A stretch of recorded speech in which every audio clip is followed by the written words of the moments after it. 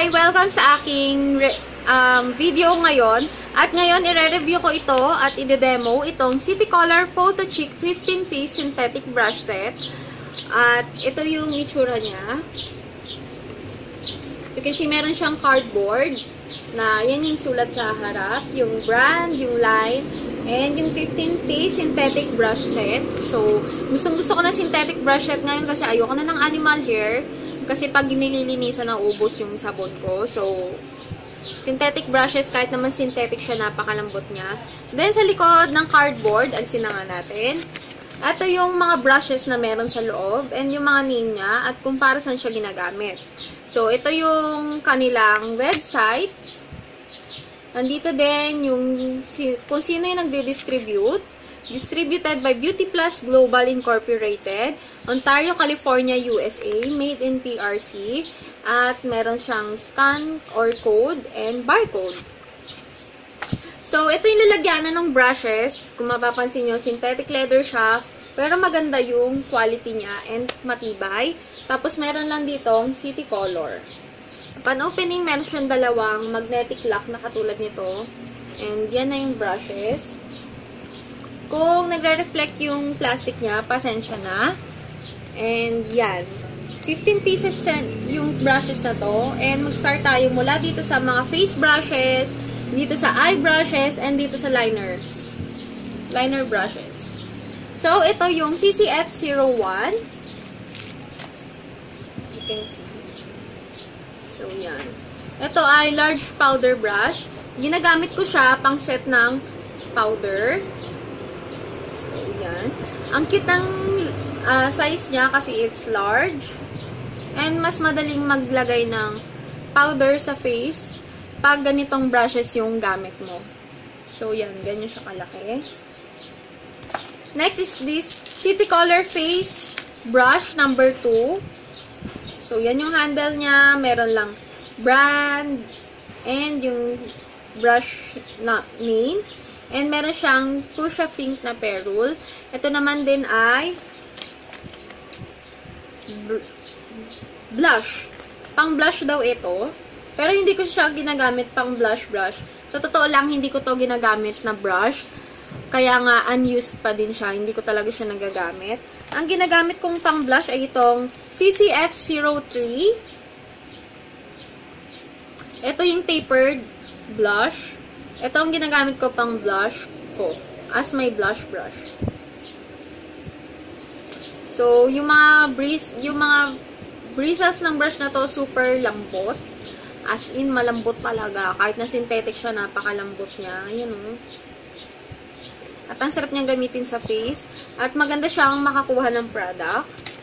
Next is the CCF04. Ito naman yung ginagamit ko for contour. This is a slanted contouring brush. Or angled. So, ginagamit ko siya dito sa aking pang-contour, dito sa aking pang-bronze. So, yan. Pwede din dito sa aking nose, pero sa nose ko, ginagamit ko ay blending brush. Next is this CCF05. At ito naman siya, flat top siyang blush or fluff top buffer brush. Ito, hindi ko siya ginagamit pang buff ng foundation kasi super lambot niya and hindi siya ganun ka-dense for foundation. And super haba ng bristles niya, kaya napaka-flimsy niyang gamitin at napakalambot. As you can see, oh, hindi niya mababuff yung foundation. Ginagamit ko to pang set ng powder dito. Kasi pinapress-press ko lang siya and ang cute ng blush. Napakalambot niya sa face. Next is the CCF06 for foundation brush. Hindi ko to ginagamit as my foundation brush kasi hindi naman siya magandang pang blend. So, ginagamit ko lang siya pang highlight ng aking face. Diyan. So, that's the face brushes. Next, dito tayo sa eye brushes. This is the CCE or Citycolor Eyes Brushes 1. Ang nakakatuwa sa set ng brushes na to is sa dami ng set na nagkaroon ako, ito lang yung set ng brushes na meron ako na may kasamang blending brush and talagang magandang pang-blend tong brush nila. Sa crease, yan. Napakalambot din. And hindi siya nakaka-poke ng pores, yung mga brushes nila. Hindi siya masakit sa pores. Next is this CCE02. Ito. At flat naman siyang brush. Ginagamit ko siya pang pat ng color sa aking eyeshadow.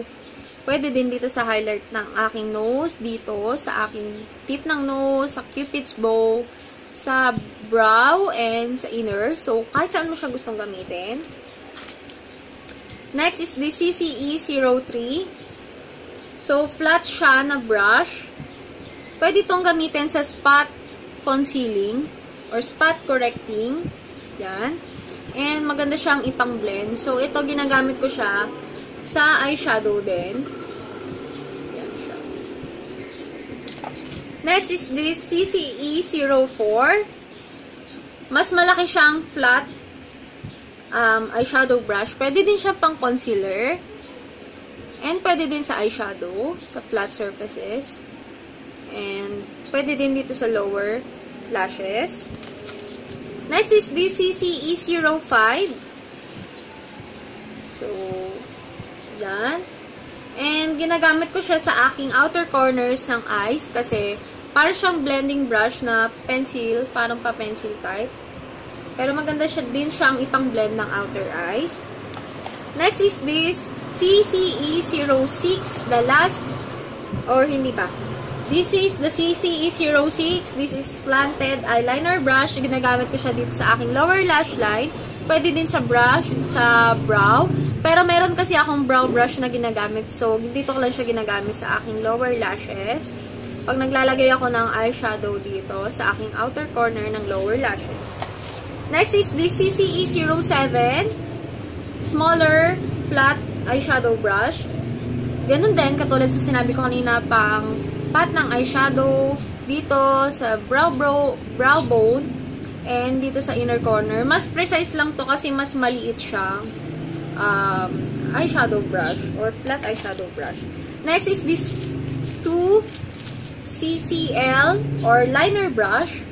Ito, pwede siya sa eyeliner, gel liner dito sa mata. But hindi ko siya ginagamit kasi yung gel liner na nabili ko is may kasama siyang brush. So, pwede siya sa lipstick. So, dito naman yung CCL02. Hindi ko alam kung saan ang gamit nito. So, yan siya. Hindi ko alam kung saan yung gamit ito kaya hindi ko siya ginagamit. So, kung may idea kayo kung saan ito ginagamit, kasi napaka-flimsy niya, napakalambot. Hindi ko talaga alam kung saan siya ginagamit. So, yun yung review ko sa brushes na to and kung saan ko siya ginagamit. I bought this 1,500 kay Miss Angeline Buna straight from the US and siniship din to from abroad. So, ang shipment or shipping fee ay 50 pesos kasi taga Manila lang naman ako. Meron din to sa Shopee pero mas mahal, 1,750. Pero it's up to you kung saan kayo bibili na online seller, kung saan kayo mas makakamura. Okay lang naman din kung saan kayo bibili. So, that's it for my demo and review on these City Color brushes and thank you for watching.